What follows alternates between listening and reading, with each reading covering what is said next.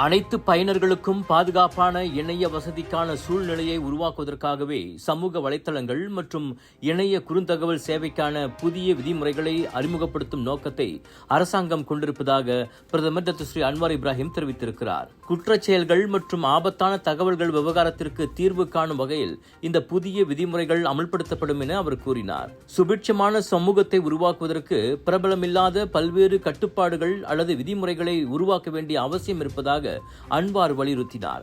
இணைய பயனீட்டாளர்கள் நவீனமயமான தொழில்நுட்ப வசதிகளை பயன்படுத்துவதில் சமூக வலைதளத்தின் எந்தவொரு தளங்களும் பொது அமைதிக்கு மிரட்டலாக இருப்பதை தடுப்பதை உறுதிப்படுத்தும் கடப்பாட்டையும் ஒழுங்கு முறையையும் கொண்டிருக்க வேண்டும் என தனது முகநூலில் அன்வார் பதிவிட்டுள்ளார்.